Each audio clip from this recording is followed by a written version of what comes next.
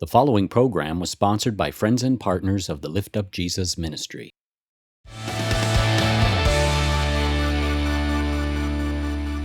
I'm sure anyone who's watching this, you heard the news of when Hamas attacked Israel, came across the border, and committed some of the most evil acts that I've ever witnessed or seen on television from the news reports. And I wanted to kind of get your view on where you were, what you heard, how has it affected you, and the depths of the pain that you and your congregation are experiencing right now.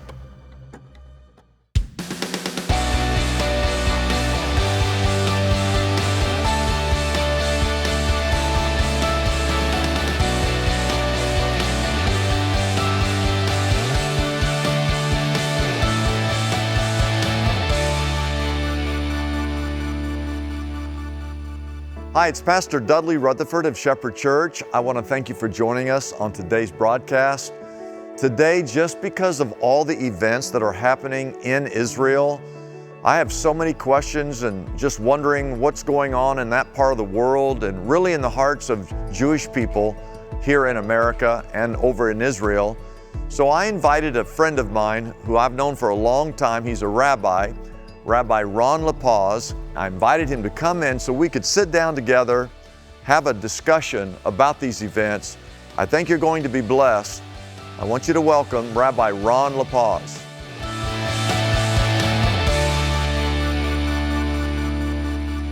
Hi, it's Pastor Dudley Rutherford, Senior Pastor of Shepherd Church, and we're actually inside the church, and I'm here with my dear friend, Rabbi Ron LaPaz, who you are the head of the Valley Outreach Synagogue. I am. Here in the San Fernando Valley. And how long have we known each other? I think around 20 years. 20 good years so far. Around 20 years, and you've actually been in this building before, right? We were in this building even when it wasn't a building, when it was a parking lot. We were in your old campus here at Shepherd, the old sanctuary that was, thanks to you and your leadership team, was home to us for the holiest days of our year. Just to consider that, what that meant to this Jewish community to be in this church, housed and hosted so graciously then. And then when you built this and said, come with us, our home is your home, it was just overwhelming. And since you've been in this gorgeous sanctuary, we've been here with you again and really come to know who you are, not only you, Dudley, but the people that you surround yourself with. When I was here only a few weeks ago for Yom Kippur or for Rosh Hashanah, not anticipating that I'd be here today dealing with tragedy and trauma and loss and pain that all of us share for what's happening in Israel, one of the things I said a few times, but the last words I said before we left this sanctuary, is just take a moment, I said to my community, and make contact with somebody who works at Shepherd Church. Just notice how they are in the world.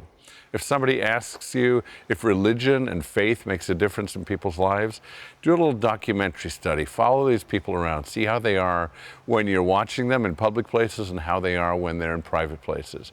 This is a warm, extraordinary, loving group of people. Beautiful, beautiful community that you lead. Great words. And, you know, here at Shepherd Church, we've been here for over 100 years, really, but Ron and his congregation, they needed a place to hold their high holy days, and so we have church here on weekends, and during the high holy days, we allow his congregation to come in here. We just have a great relationship, and when word broke about what happened in Israel this past week, we started texting and talking, and we just thought it would be good for us to get together. I certainly want to express to you our love and support to the Jewish people, to the nation of Israel, and thought it would be good for our church, thought it'd be good for your congregation, for us to just get together and let them see the unity that we have and how we can help each other during these critical times. So the purpose of this is to talk about the current events in our world and what's happening right now in the nation of Israel. And this last week, I'm sure anyone who's watching this, you heard the news of when Hamas attacked Israel, came across the border, and committed some of the most evil acts that I've ever witnessed or seen on television from the news reports. And I wanted to kind of get your view on where you were, what you heard, how has it affected you, and the depths of the pain that you and your congregation are experiencing right now. I can, but I want to preface it if I can, which is to say that a number of years ago, when we were handling another war with Gaza, with Hamas, same organization, but not on the scale of what we just experienced, I was with you, Dudley, and you said something to me that I've shared with my community many times. And you said to me, if ever your people are in danger, we are going to take care of you. Our doors are going to be open to you. And that's just resonated with me. And when you and I have been texting this week about this conversation, what are we going to do in solidarity with each other and with Israel? That's always in the back of my mind, your sincerity and your love. So it was Shabbat when this happened. And it was Simchat Torah, which is Simcha means joy. Just think about that irony, that tension between a day of Jewish joy when we're celebrating the Bible itself, we're carrying the Torah scrolls, the Bible around and dancing in synagogues, and at the same time we were viciously attacked. Let's take it to biblical places for a moment. We had our early attack in the book of Exodus when we were journeying from Egypt out into the desert, and we were attacked, we know, from the rear, and we were attacked in a surprise attack by Amalek. And the rabbis often look at that and they say, look how that's recurred in history. Not just once were we attacked, and what happened in that attack from Amalek is that he didn't attack the strong in the front, the leaders. He and his people, his band of brothers, attacked the most vulnerable, the women and the children, the elderly, which is exactly what happened. So I think to say that I was stunned is beyond words. I don't think we really understood the severity of the attack. I think what we understood the moment that it happened, the moment that we got news of what happened with Hamas's attack on Israel, was just shocked that it could have happened. I think that was the first response, which was maybe not yet emotion, but disbelief that Israel, this incredible stronghold, could be attacked in this way, could be made vulnerable. And then we started hearing more and more reports, and of course, because of WhatsApp and all Facebook and Messenger and texting, family members, because all of us have family members, we're all a family, reach out to each other and say, this person's been shot, this person's hospitalized, this person's missing, this person's injured. And we started to realize the severity and the cruelty of what happened. Bear in mind that if we put this in population terms, this is the equivalent to about 34,000 Americans being killed in a day. Think about what that is in relation to what we experienced on 9/11. For the Jewish people, this is the largest, most cruel and severe attack since the Holocaust, which painful in itself merely to remember the Holocaust, but now to have this new memory. 50 years ago, we were commemorating, I should say this week, we were commemorating what happened 50 years ago, an attack on our holiest day, Yom Kippur, when the same thing happened. It was a surprise attack. And we swore, of course, that we would never be surprised again, and yet, lo and behold, here we are, having been surprised. What we won't be surprised about will be anything that comes in the future, I believe. I think we'll be prepared, our eyes will be wide open, and we'll focus on doing what has to be done, not to just stop the violence temporarily, which is what we've done every time, put a Band-Aid over the wound. We've come to negotiations and said, let's just make this stop for now. What Israel's come to realize now, and I think what all moral people see in the world today, is this has to stop. The people of Israel cannot live under that threat. The people, Palestinians of Gaza, of the West Bank, of anywhere else in the region, cannot live under this threat anymore. So the goal of the military leaders, the government leaders, in solidarity with all of us, is to make sure that Hamas is eliminated. But I think it's important to think about morality in war. And one of the things that we know that Israel's known for is to take a moral stance in war, to make sure that we minimize casualties and make sure the casualties, to the point that's possible, extent that's possible, are limited to combatants, terrorists, rather than the civilian population. But inevitably, when you're in urban warfare, think about our soldiers who went into Fallujah. They were in urban warfare. They were walking in narrow alleys between houses. There is going to be civilian casualties. We know that. We have to just remind ourselves of the cause of those deaths and then weep with the mourners. Ron, when you, even sharing there, this is the largest number of people that have been killed since the Holocaust. I never can figure out where the hatred for Jews worldwide, I mean, it is worldwide, and it's not just today. It seems like for all of time there's this hatred for Jewish people. And where do you think that hatred comes from? And is there ever an end to that? But I don't understand, even going back to Nazi Germany, how Hitler wanted to rid the world of Jews. And then we see this attack this last week by Hamas, how Iran screams at the top of their lungs, death to America, death to Israel. And it really is their charter to destroy the nation of Israel, to wipe every Jewish person on the face of this earth off the face of the earth. How do you live with that? How do you deal with that? Where does that hatred come from, and how does it ever end? Jew hatred has existed for millennia. During the Greco-Roman times, we were rejected because we weren't part of that society. We didn't adhere to their customs.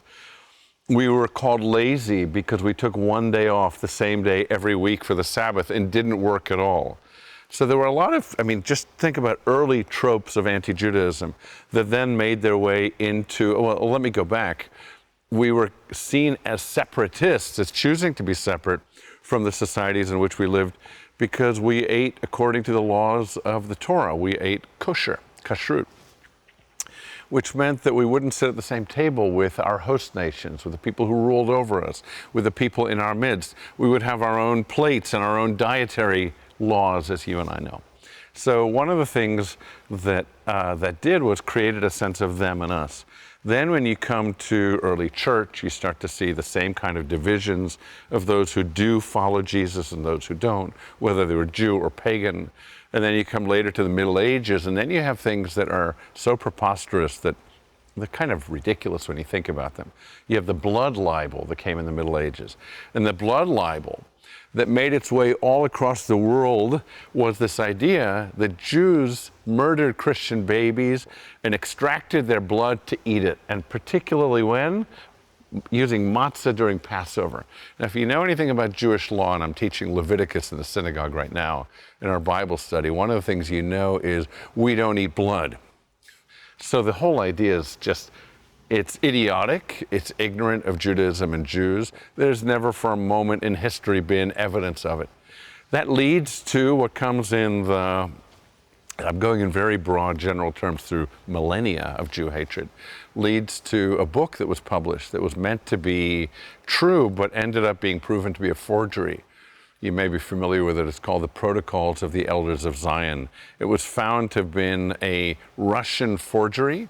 And the idea that it purported, and think about Louis Farrakhan's words, think about Jew haters' words, quoting from that text and quoting the essence of that text. The idea was that there's a cabal. Jews around the world control media and control banking and control all levers of power in any society, and therefore should be A, not trusted, B, feared, and ultimately C, destroyed.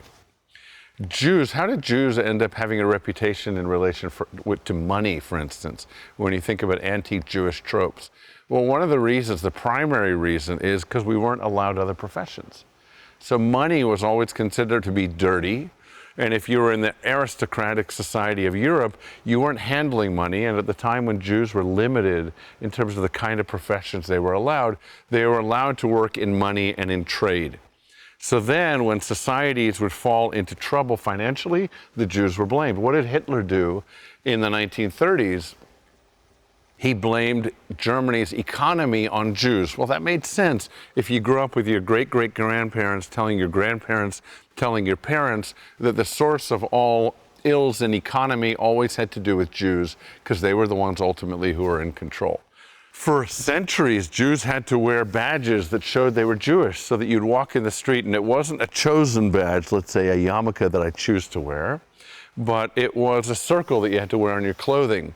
So the people meeting you in the street and in the marketplace would know that you were Jewish. If you were living in the Muslim world, you had to wear a certain hat.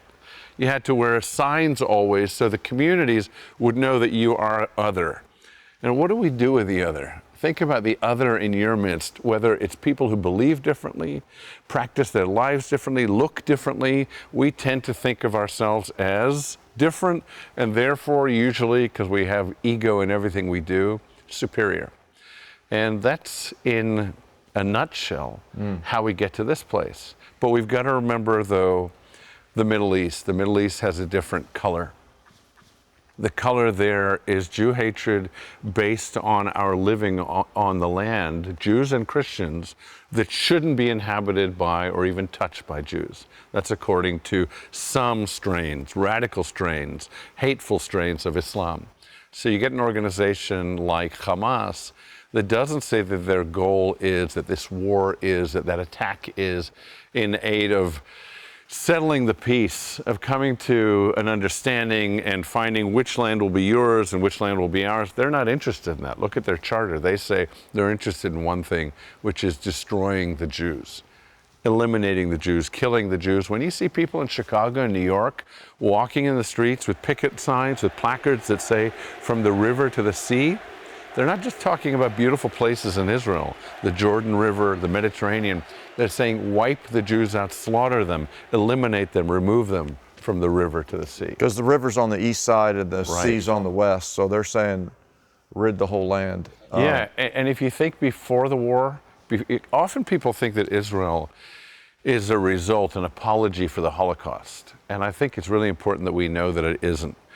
In 1920, that's a couple of years after the end of World War I, there was a conference of the Allied nations of the world deciding what should we do with the Middle East, what was the Ottoman Empire, and they divided it up and they said, we will restore Israel to Israel, the people Israel, and they will live everywhere between the river and the sea.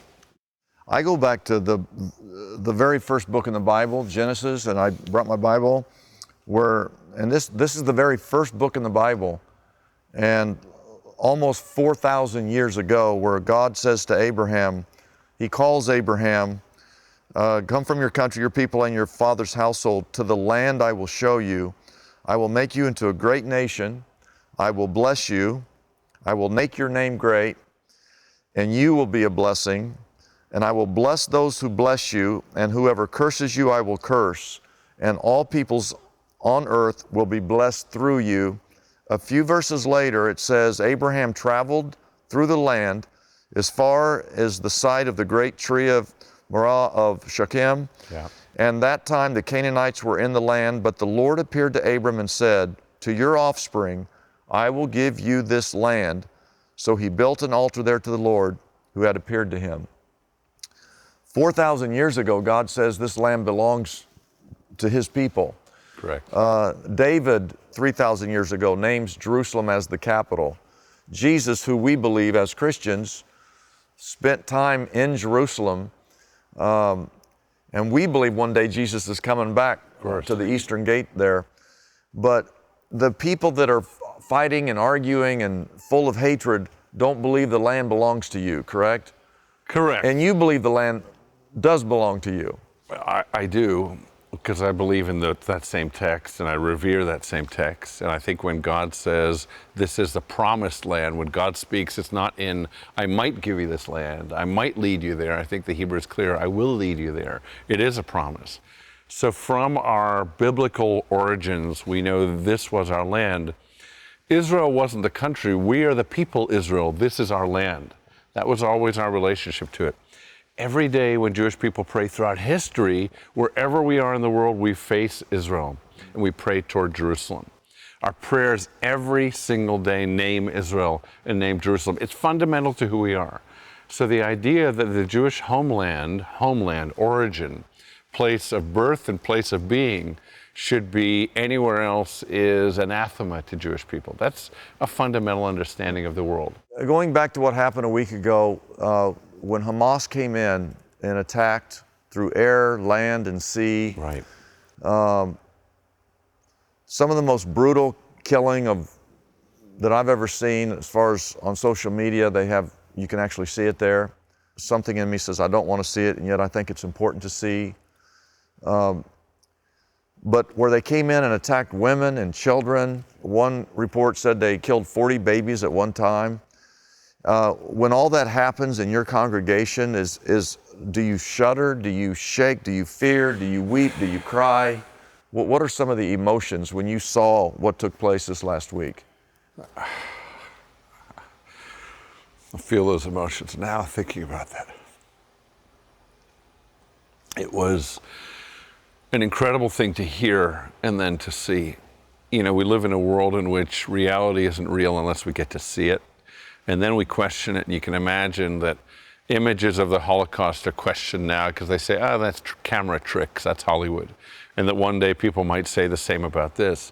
But let's remember that the people who are putting out these images aren't Israel's so-called propagandists. It's Hamas saying, we did this, we take pride in this. We want you to see the people who were murdered in that music festival, peace festival. I'm really in two minds. There's a part of me that says, let's look away, but the moral part of me says the world won't be changed enough if we look away. I don't know if kids are listening to this broadcast and watching this, and I think every parent has to think about their own child, what they should and shouldn't be exposed to. But I think we as adults of all ages certainly need to look at these images, stare evil in the face, and maybe for once actually come to terms with the fact that it exists, that it isn't a political term, that it isn't just a social term invented by religion or even in universities, but there it is right in front of your eyes. I want to state, as a human being, not just as a Christian, but as a human being, to see that is so disturbing, and to understand that evil does exist in our world, and we should stand together as human beings, not as Jews and Christians, just as human beings. We should all be standing against such evil. And when we state that, there is a group in the world, I don't want to say they lean left, but there's an ideology there that justifies this killing. They justify it by saying that Israel goes back to this land, Of course, that we believe God gave to Israel. The hatred still exists as Israel goes and begins to bomb the Gaza Strip, and by every appearance they're getting ready to go in. Some 300 miles of tunnels underneath there. And I for one believe they have to go in. I'm sure you believe they've got to go in there, and there's going to be loss of life in that process. But to rid that part of the world of Hamas, one, I hope that's possible. I don't know if it's possible. We agree that we don't want any innocent lives to be lost. Right. There are going to be innocent lives that will be lost, which is true in all war. So we don't justify that, but evil has to be dealt with. Israel can't continue to live like that. But when they go in there and the world continues to shout and they try to turn this whole thing against Israel, that you deserve this, what do you say in response to those who believe that Israel deserved what happened to them a week ago?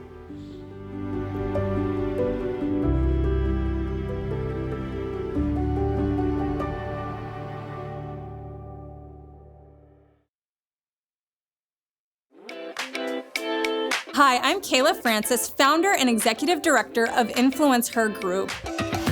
Influence Her Group exists to help you discover and grow your God-given influence. We want to help you to see the truth of Ephesians 2:10 realized in your life.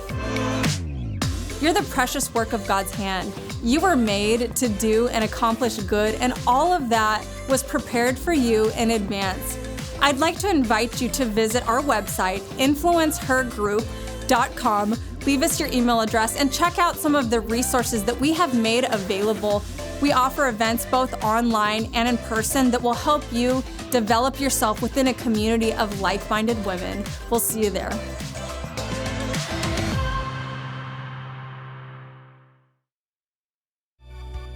Research proves that it's the regular hearing and teaching of the Word of God that takes our Christian life to a new level.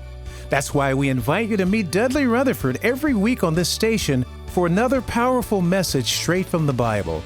You can also visit liftupjesus.com to sign up for our monthly email devotional, discover Pastor Dudley's books and other resources, and see our national TV and radio schedule. And don't hesitate to reach out on the phone or online. Pastor Dudley has a passion and vision to reach more people with a message of hope. And if you'd like to partner with us to touch the world, we'd love to hear from you. Your financial gift will do so much to help us impact the nations for Christ. And if you're ever in the Southern California area, we invite you to visit us at Shepherd Church here in Los Angeles. It's an amazing experience you'll never forget. Until next time, remember to always lift up Jesus.